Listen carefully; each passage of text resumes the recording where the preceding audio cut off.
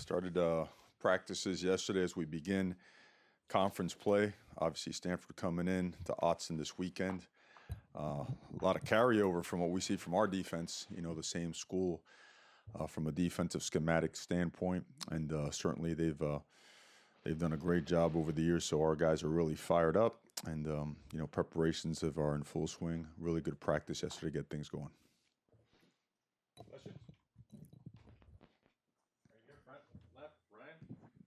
I will pull a Sky and ask you a two-part question. Give it to me. What are the challenges of preparing for Bryce Love after the season he had last year, and also just the limited things I've seen from Stanford? It seems like one of their main red zone plays is a jump ball to J.J. Arcega-Whiteside. How do you defend that as well? Well, part of the challenge of defending a guy like Bryce Love is the quality of offensive line play that they have. They're very big and physical. They complement that with extraordinarily large and long tight end body types that are very physical as well. And they typically involve an extra offensive lineman, a defensive lineman, just another big fullback body type to really get downhill in the run game. But what can't be overlooked, what also makes it hard to defend him, is the fact that they've got great skill. They've got great skill, and if you try to bottle up the run game solely, you're going to have some issues outside, as you saw some of their opponents early in the season so far have to deal with. So I think that's a part that makes them such a good football team and such a good offense, is the combination of they're not just one dimensional. They can do it on both ends. Right here on the right, Ken. You sort of touched on this already, but they've got a reputation for great line play as a former or maybe current offensive line coach yourself. To the day I die. O-line, baby. Sort of your feeling of where they are this year, and if their line stocks up to what it has been in the past. Oh, they're excellent. They're excellent. There was a lot of crossover recruiting some of those guys at the previous place I was at, so study them well. Coach Shaw does a great job with calling the offense and implementing schematic,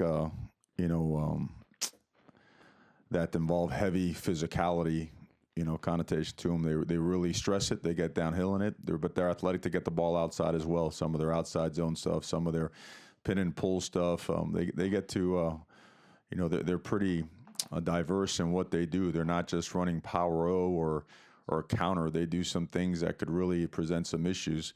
And you've got to study them really well. You've got to do a great job playing your blocks as opposed to just looking for the ball. You got to have discipline up front, because they will try to expose the C gaps. If you're in certain fronts, they'll try to get two hats on one and try to knock back the line of scrimmage. So again, it's something, and our guys are used to a lot of those plays that we run as an offense as well. So I think there's a lot of carryover heading into our heavy practice days on Tuesday and Wednesday, and it kind of helps us a little bit because we could go more of the good on good stuff like we've been doing the past couple of weeks. Second row, middle, Matt. How do you evaluate the running backs through 3 games, and is it still situational for the situational group? First 2 games, we did a pretty decent job. Last game, we had 4 negative plays in the first half, which is not their fault. Certainly a combination of issues with the center and guard and tackle. And then, we felt they were going to put a safety in the box, which that's okay. That's part of football. I don't think you could ever make an excuse for that. You just got to knock them back better and farther when they put an extra guy in the box. The fact that we don't run Justin changes their dynamic a little bit, but I think TBJ is a much better player, and I think he's working hard at it. CJ shows that he's a physical guy and could get downhill, make people miss.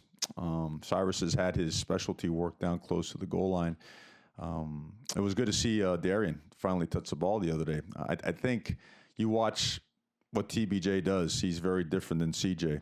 And you watch what Travis Dye does, he kind of is a combination, a little bit of both. So, all those guys have shown that they could help us win. We're making this week very competitive.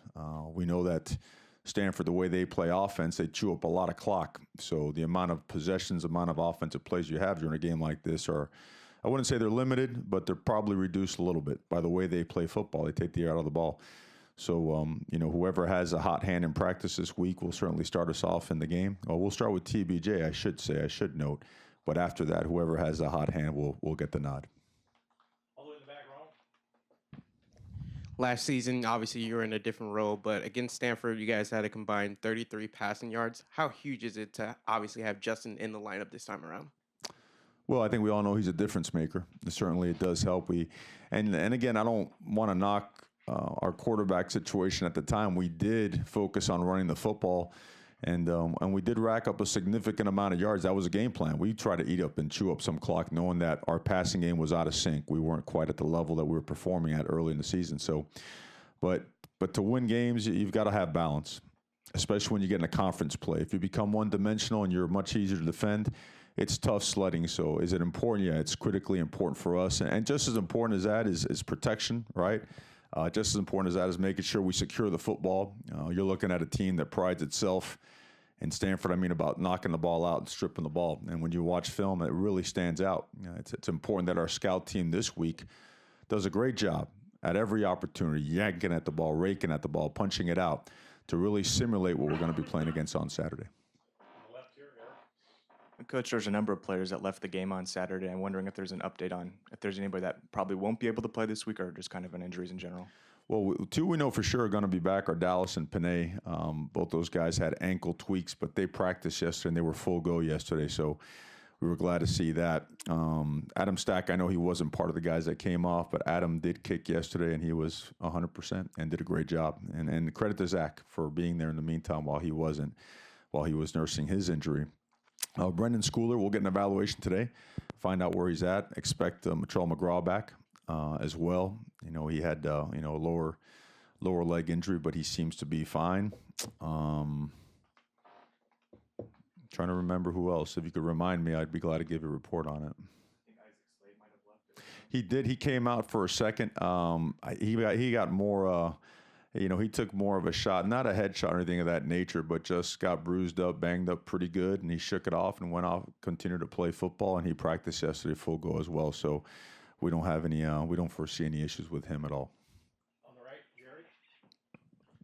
Yeah, Coach, Todd Griffin and said his biggest highlight was beating Stanford 3 years ago down there on the farm when he was a freshman. Ugo also played in that win. So even though there's been a big change in personnel, but McCaffrey was there at that time, the Ducks still beat him. Mm-hmm. Have you been able to maybe even look at any of that and learn anything, or is it just not relevant now? But, except for Taj and Ugo having come home with victories down there. Sure. No, it's completely relevant. That scheme defensively, it hasn't changed for a long time. Offensively either. They've run what they've run. They take great pride in it, and they should. They've had tremendous success with it. So, no, we go way back when watching film, way back, and not only our games against Stanford, but also the games they've played throughout the course of the last 4 and 5 years.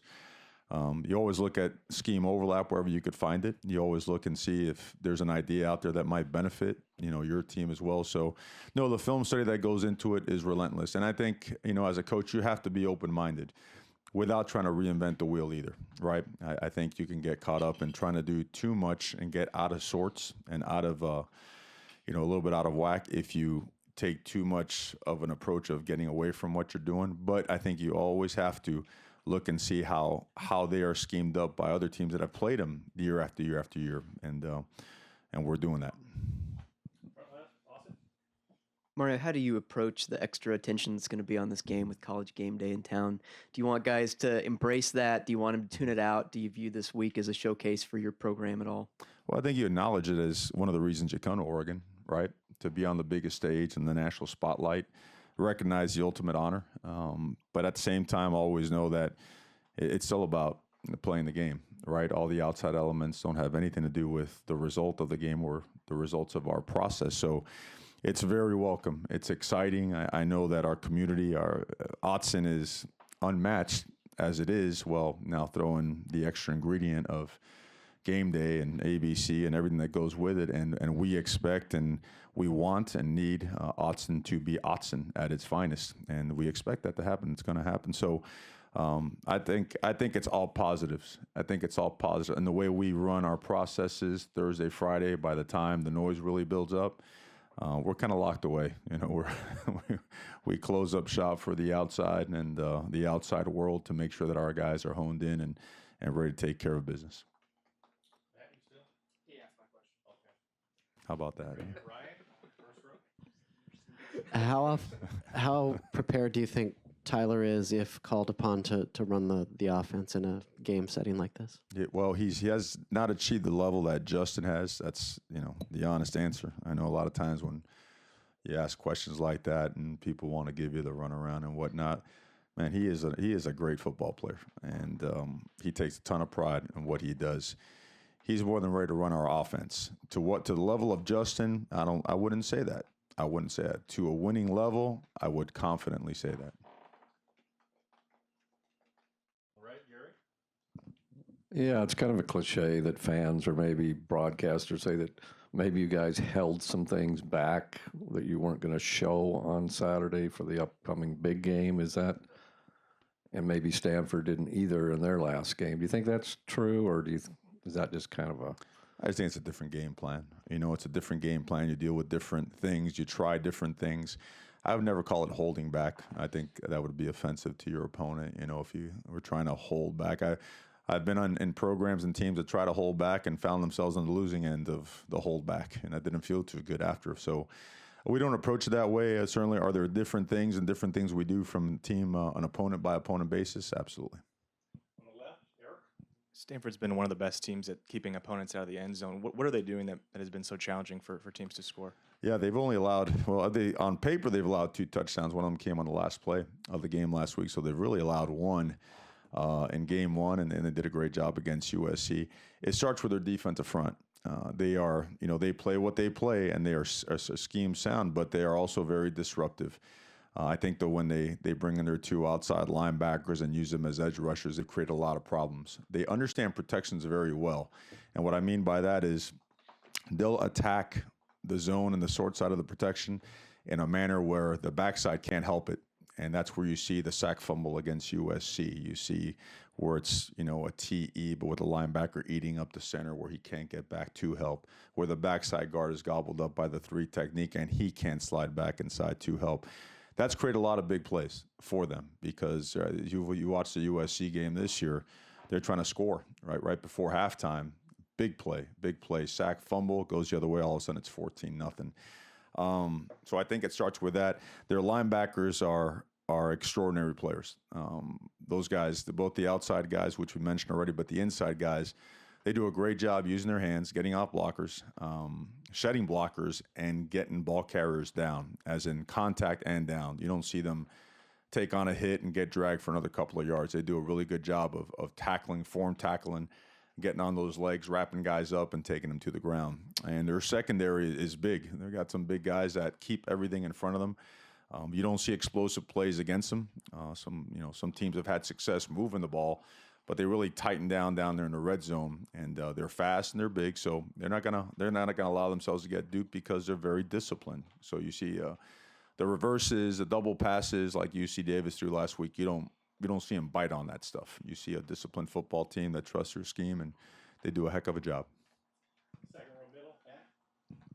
Justin's had four straight games with a sack. I think Jelks is just behind him. Can you maybe speak just about their play the last 3 weeks and their importance of contain against Stanford and preventing Bryce Love from bouncing outside? Yeah, they'll play a huge role. The entire defensive front will. Justin and Jalen, what they do extremely well is they use their length. They could get their arms or hands on guys and maintain separation. They could find the ball carrier, get rid of blockers. They strike blockers extremely well also. They've got a lot of slither to them. They could close on the quarterback. They could close on ball carriers.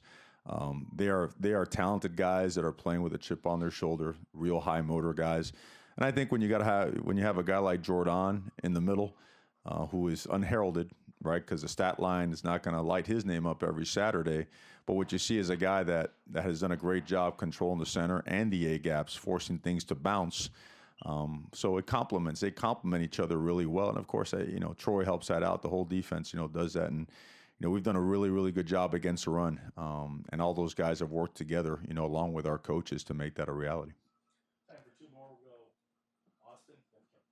Historically, Stanford's been a tough matchup for Oregon just because of the way they play is different from a lot of other teams in the Pac-12. When you think about the mentality that you want to play with, do you feel like this is the kind of game where that should show up against a big physical team like Stanford? It has to. They take a lot of pride in that, and I think that's that's the way football should be approached. It should be. And it's been no secret that since day one, all the way back in January, from the offseason program to our approach to practice, heck, everything we do from a mentality standpoint, it's preaching and doing it and working, physicality, toughness, effort, playing smart football, and making sure you control the line of scrimmage. So, no, a team like this is you need to meet a team like this head on, and you've got to play your best football. You've got to play with great technique, and you've got to play with toughness, because again, there's probably not going to be a million snaps this game, right? So every single snap has that much more value, and our guys are really looking forward to it. Right here, second row, Kenny. Philosophically, is this just a next opponent, or do you sort of embrace the fact game day is going to be here and Stanford's unbeaten and top 10 team and treat this as something extra special? Well, I don't think you shy away from the fact that there's a lot of attention, right, to the game. I don't think you ever hide the fact that, game day is going to be, that's a great honor. I think we all know that. We all want that, right? We'd like for game day to be here every single week, right, to light up Autzen the way it does. But it just never has been, never will be part of our football processes, our preparation. Our guys are well aware of that. I don't think games like this, motivation is taking care of itself. And our motivation has always come through preparation. Well, all the factors that you just mentioned, we block out outside factors, but stuff like that, of course, that thing is something that you think about and is real. And it's why you come to Oregon, right?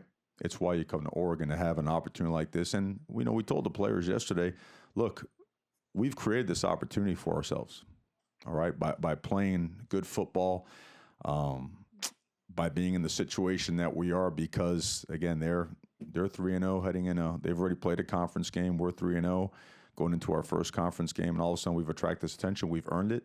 It's embraced, but we just don't make it part of like our football technical, fundamental, and schematic process.